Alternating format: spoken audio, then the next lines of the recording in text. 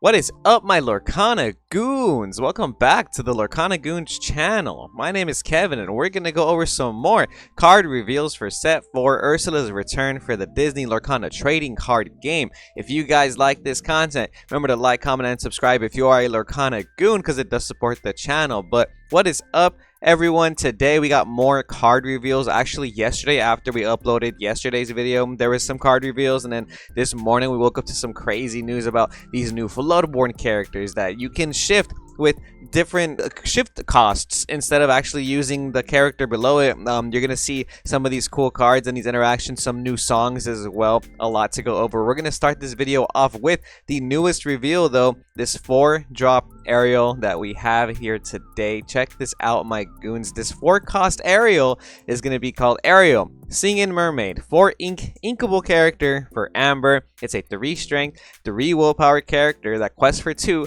but is a singer 7. Yes, you heard that right, a singer 7. This 4-drop inkable character can sing songs of 7 or lower. So if you've ever wanted to use Be Prepared on turn 5, you can sing it with this Ariel. It's even crazier when you start adding cards like Lantern, Pluto into the mix. You can get this card out by turn 3 and you can start singing cards like Be Prepared, Whole New World, We Don't Talk About Bruno, Let It Go, even some new songs that we're going to go over in this video as well. But this is by far one of the reveals that is catching my eye immediately, just because of the potential that this might have with any future songs that they make that are 7 or lower. You know what I mean? Being able to sing a 6-cost song, a 5-cost song, being able to break that rule in Lorcana is already really powerful. But adding a singer 7 to the mix, this is just actually like a super big power boost to any Amber deck, even that isn't just Amber Steel. For example, there's this dude at Locals who plays Amber Ruby. Well, without Mufasa, he's playing stuff like Ursula's Necklace. He's playing cards like a bunch of songs like Be Prepared, Painting the Roses Red, and whatnot. And with this Ariel, you can sing all those songs, including Be Prepared, all the way down to Painting the Roses Red, which is kind of crazy. So, new Ariel unlocked, my goons. I love it. What do you think of this card? Let me know some combos that you're thinking of, because I'm already thinking you go turn 1 Pluto, turn 2 Lantern, and turn 3 you can just play this and, you know, not really have a care in the world, or even just start singing your songs by the next turn after that. So the fact that this Ariel quest for 2 is pretty powerful. The fact that we have a new shift Bloodborne Ariel coming out in this set as well, in set 4, seems to add a little bit more of a power boost as well to this card. There's so many plus sides to this card. It's inkable. It'll give you 2 lore. You know, sing for 7. The 3 willpower, 3 strength is not even a bad stat for this. You know, it does lose out to cards like Smash, for example. So maybe we'll see Smash come back into the meta. But even then, we don't use Smash for the current Ursula. We rely on cards like Strength of a Raging Fire, and along came Zeus and stuff like that. And, you know, it does have its drawbacks, because it is a very fragile character to those cards. But man, Singer 7, we were playing Gaston at one point just to be able to sing Whole New World, you know, a little bit more effectively last format. And this format, we have so many shift characters, so it almost feels like you don't have to do that. But you know, this does expand into other colors as well. This is going to be able to you know, sing some heavy cost songs in Emerald or Sapphire, for example, and even some future songs we might get, which is kind of cool. So I'm looking forward to seeing what songs we get to combo off with this, because I would think they're going to give us at least one more 7-cost song if they're giving us a card like this in Ursula's return, right? But now I want to get into some of the spice, my goons. Check this out. We have some new Bloodborne shift characters, starting off with this Olaf Enthusiast 3 inkable card for Sapphire. He's a 1 strength, 4 willpower character. He quests for 2. He has an ability that says whenever he quests, each of your other character gets plus strength equal to this character's strength this turn. And he's a shiftable Olaf, like I mentioned, but a lot of these shiftable cards are a little bit different than the shifting Bloodborne characters that we're normally used to. So instead of using your 1-drop Olaf just as the cost to shift it on top of with by paying the ink, you can actually shift this Olaf onto your 1-drop Olaf by discarding an item card. Instead of paying any ink, you can play this Olaf on top of your Olaf. That is actually pretty crazy. It's almost like singing a song. You don't have to pay the ink to play this card, assuming you're going to be shifting it. which is a new Lorcana mechanic that we're seeing in Ursula's return. This is honestly holds a lot of potential for a lot of cards. I feel like this is gonna make the shift capability, the shift mechanic, a lot more different as well. There's going to be new things to have to consider and play around when you're playing this game, especially with some of these new characters. Now, when people drop Olaf on turn 1, I'm going to be a little bit more scared about the potential for them to shift into this Olaf, because he can quest for 2 in the early game. He's going to be able to generate a lot of advantage. You can do this on turn 1, technically, playing Olaf, discarding items, shift into this Olaf. You now have a 1/4 character that quests for 2 on turn 1. You do have to sacrifice a little bit of some hand advantage by doing that play, but being able to shift a character on turn 1 is actually pretty wild, right? Like that, I didn't think that would ever happen in Lorcana. I want to go over some quick details with this Olaf, though. I like that he is a 1/4 body. His ability is kind of like a mega support. Basically, he's going to give support to all the characters, actually, based off of his own strength. So if you happen to give strength to this Olaf with, let's say, something like Queen Commanding Presence, then this Olaf will be a 5/4 after you use that effect. And then when you quest with this Olaf, all of your characters will gain 5 strength, which is a pretty hefty boost in my opinion. And yeah, depending on how you combo this off with maybe cards like Alice, maybe cards like Pain or Panic and whatnot, you're going to be able to not only generate 2 lore every time you do this, but you're going to be able to buff your characters, even if it's just by 1 strength. That might not be the worst ability, right? And him having a 4 willpower body is actually pretty threatening. It's gonna last on the field for a cool minute, up until your opponent can sing something like Along Came Zeus. If this card just keeps questing for 2 every turn, they might even actually have to do that. So the new Olaf shift character has some potential in my opinion. Next up, we have a new Aladdin Floodborn. Check this out, Aladdin Brave Rescuer.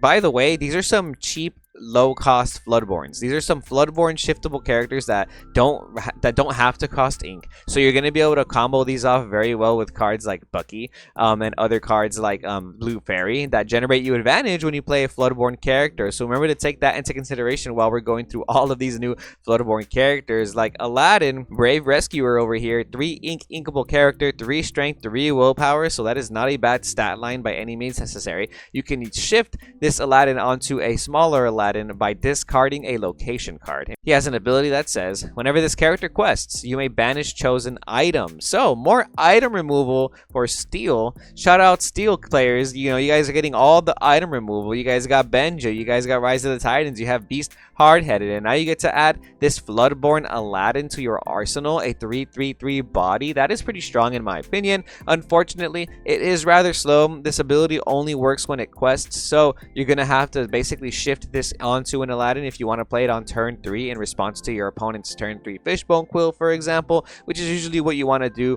with a card like Benja or Judy Hopps. But in this scenario, if you are playing something like I said, Bucky or Blue Fairy, you do generate that extra advantage. But if you want to be able to do it on turn 3, you got to be able to shift this Aladdin, and you can do it for some free ink by discarding a location card, sacrificing some hand advantage to be able to play this character with basically no ink cost, just shifting it onto an Aladdin you had on board. So we don't have a 1-drop Aladdin, but we do have a 2-drop Aladdin for Steel already, which makes this card not too bad in my opinion. However, I do dislike that you do have to quest with it to banish the item, because that is kind of slow. You not only have to waste a whole turn to play the card, but you have to assume that the Aladdin's going to survive the whole turn in order for you to quest and pop an item, which is just kind of slow when you're playing against something like Ruby Sapphire, and they're going to generate 2 cards off the Flavor Sham play and then 2 more cards when they quest the Flavor Sham. So its card is a little slow, but does have some awesome potential. Let's take a look at another Floodborn in this Ursula's Return set. Set 4 of Lorcana, introducing Li Shang Floodborn Valorous General.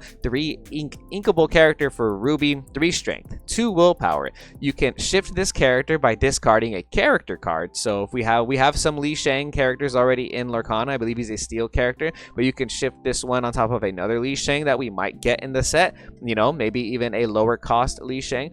So he has an ability that says your characters with 4 strength or more gain +1 lore. So if you're playing some beefy characters in your deck, maybe playing stuff like Gaston, Maui, those guys can't quest actually, but if you're playing some beefy characters in your deck, anything with 4 strength or more, like the Queen, Lady, Madame Medusa, they're gonna have some extra lore on them, and you're gonna be able to quest with them just a little bit more. This card not too shabby, but maybe not too impactful from what I'm reading.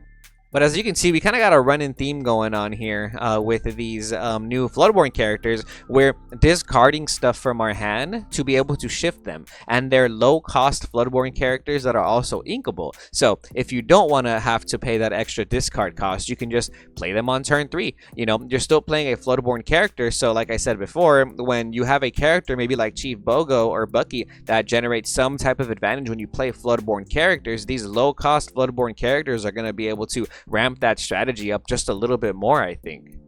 Check this one out. New Ursula. Ursula, Eric's bride. This is a 4 ink uninkable character, 2 strength, 4 willpower. She's a villain, Floodborne, princess, and sorcerer. So we got four attributes right there. Ursula has an ability that says whenever this character quests, chosen opponent reveals their hand and discards a non-character of your choice. And she quests for 2.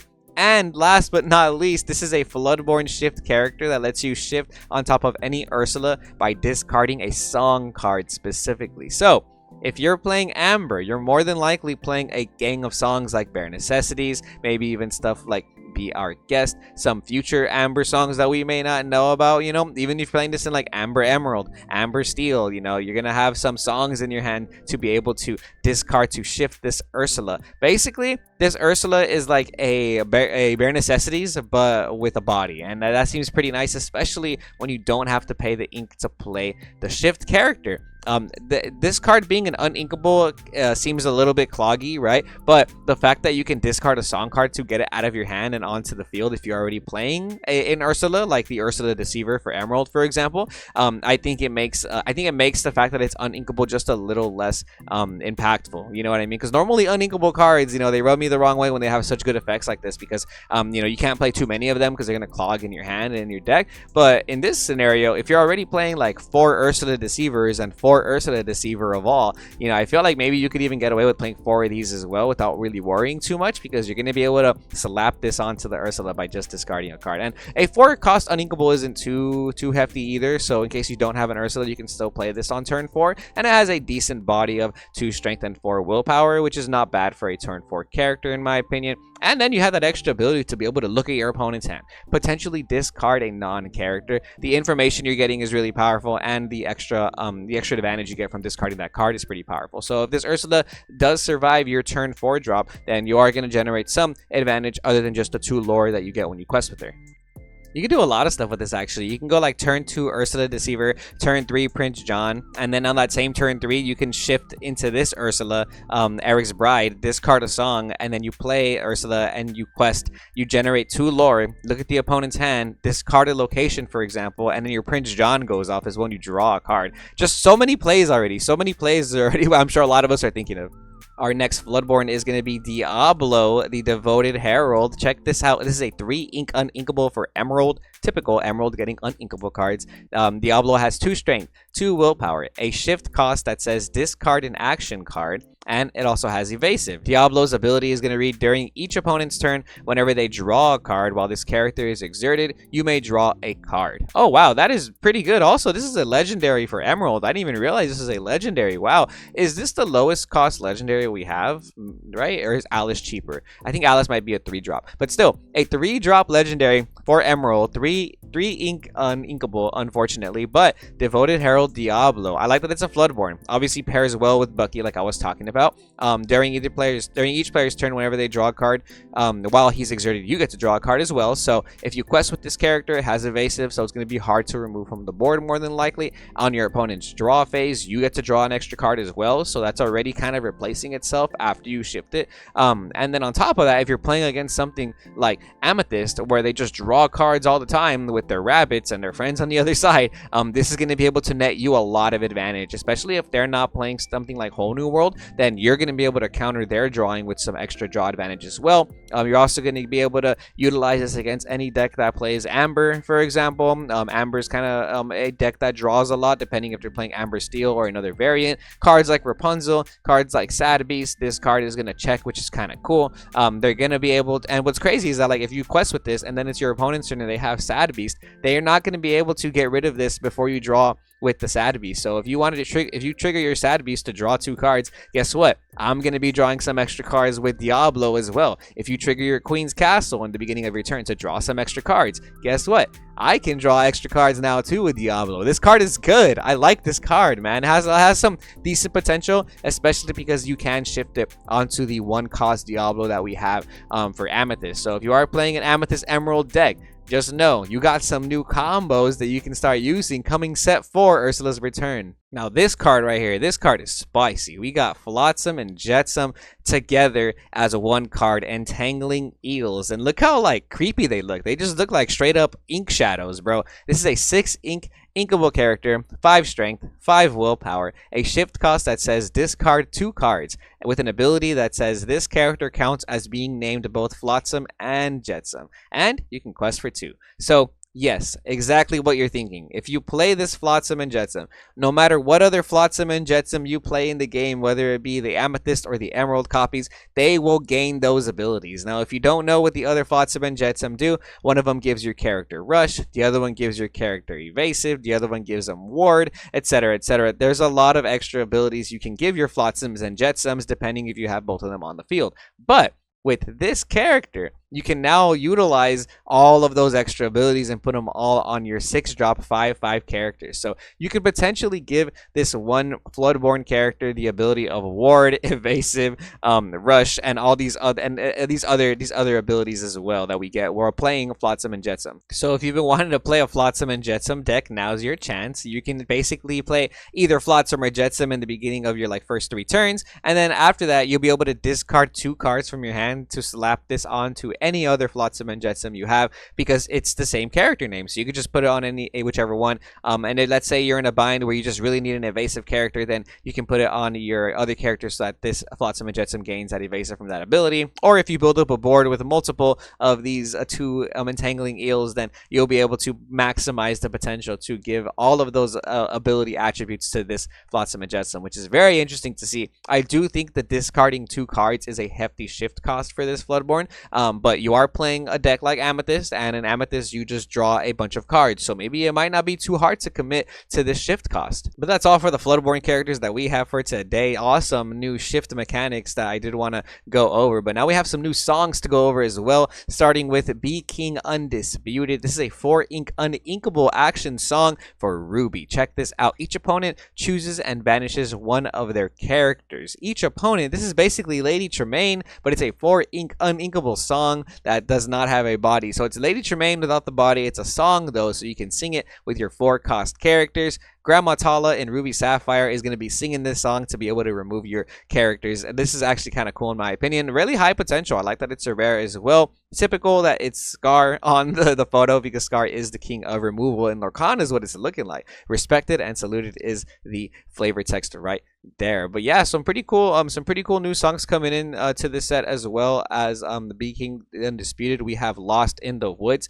This is a 4-cost inkable amber song. Lost in the Woods says all opposing characters get -2 strength until the start of your next turn. So if you ever wanted to slow down those big body decks, you can sing this song with a 4-cost character, lower their strength, and then you'll be able to survive your next turn. Maybe if you're playing an aggro deck, or even if you just want to get some extra value off of, let's say, a Rapunzel play, you can lower the strength off some characters, like maybe a Maui, and then you can bump into that Maui, take 4 damage with your Rapunzel, and heal it with another Rapunzel instead. I'm left behind wondering if I should follow is the flavor text for Lost in the Woods. Not too impactful in my opinion. Amber does have this kind of running trend with lowering the opposing opponent's strength, and I feel like that actual ability isn't too strong in Lorcana right now. But hey, maybe in the future this might help some aggro decks. Not bad. It's an inkable card, so we do have some more songs to go over, like Treasures Untold. This is a 6-cost inkable song, so yes, you can sing this with that new Ariel card we just went over in the beginning.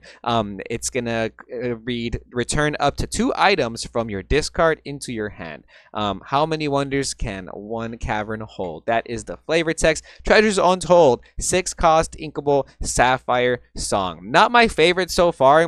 You need to have 2 items in your discard to be able to maximize the value on this card. I think using this for 1 item would be like a big, really big neg because it's such a high cost song. And even then, getting items from your discard to your hand, it seems kind of slow, especially when you're playing something like Sapphire. Your items are what? Popsicle, which costs 1. You also have Fishbone Quill, that costs 3 already. Then you're maybe playing something like Shield of Virtue, that costs 1. Maybe you're playing Maui's Fishhook, that's a 3 cost. But if you're gonna fetch stuff like Lucky Dime or something, or if you get a whole new world, you're getting your Lucky Dimes back. That's a 7 cost item. Unless you're consistently singing this song, then I feel like it's gonna be a little too slow. The only 6 cost characters I can think of in Sapphire that you would sing this with might be something like Gaston, maybe Tamatoa, I guess, but that's like already late game. And Tamatoa has this ability, but just like even slower. But Tamatoa is a huge body, so I'd rather spend 8 ink playing Tamatoa than spending 6 ink to grab a Popsicle and a Fishbone Quill from my discard pile. Not the craziest card in the world, but it might have some good potential. If it would have said grab the items and put one on the field, that would have been insane. That would have just been straight up good, right?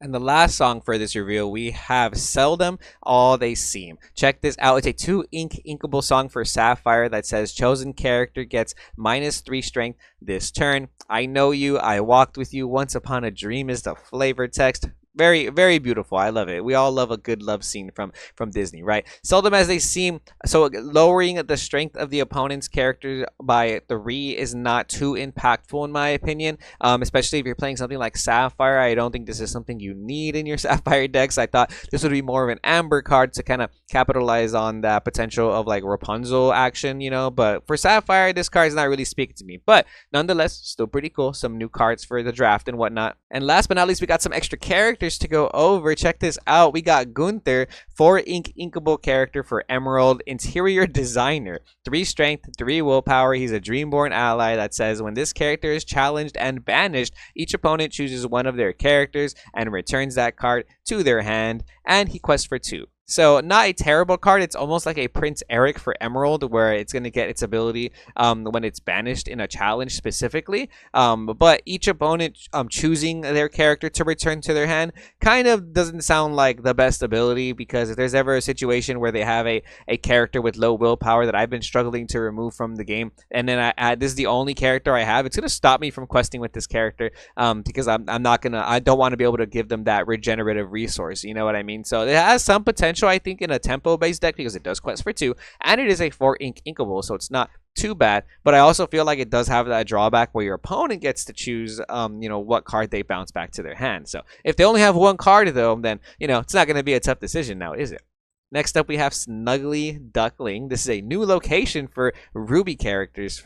So we have a 2 strength inkable location, 2 costs to move, a 9 willpower on this location, disreputable pub. Whenever a character with 3 strength or more challenges another character while here, gain 1 lore. If the challenging character has 6 strength or more, gain 3 lore instead. Wow. So some extra lore potential with this location. Unfortunately, does not generate you any passive lore in the beginning of your turn, which is probably the reason why it's such a high willpower location for such a low cost. But like it says, whenever a character with 3 strength or more challenges another while they're here, you gain the lore. So this basically means if you have a character with 3 strength or more, then you're going to be able to gain that lore in those challenges, depending on the deck you're playing. And in Ruby decks, more than likely, you're going to have characters with 3 strength or more, especially if you're playing stuff like Gaston, Maui, even the new Hercules we went over yesterday. That Hercules has a 3 strength stat line. And what's cool is that it says whenever a character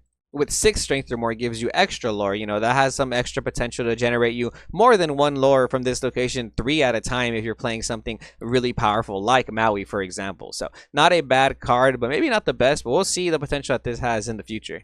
Next up, we got Tor. Tor is a 5 ink inkable emerald card. Tor the Florist. He has 4 strength and 7 willpower and can quest for 1. No abilities on Tor, but this stat line is actually pretty awesome. This is a very good stat line to have. I think in Lorcana right now you have 4 strength, so you're right above the Medusa stipulation, and you have 7 willpower, so you don't get destroyed by and then along came Zeus. Being a 5 cost inkable card is actually kind of crazy. I like this for Emerald. I feel like this is like a a big body that Emerald needed, low key. You know what I mean? If you're trying to play more of like a long game Emerald deck, then this card's kind of good. This will get you some really good trades. Flavor Text says they say that his arrangements are exquisite. His composites and bouquets are so divine. But when the crowds try to come to visit, there's always quite a fight to form a line. I love it. Yes, exquisite. I love the poetry. Yes, big poetry energy, Thor. Big poetry. So, last up, we have Brawl. This is an action card for Ruby, a 3-ink inkable card that says banish chosen character with 2 strength or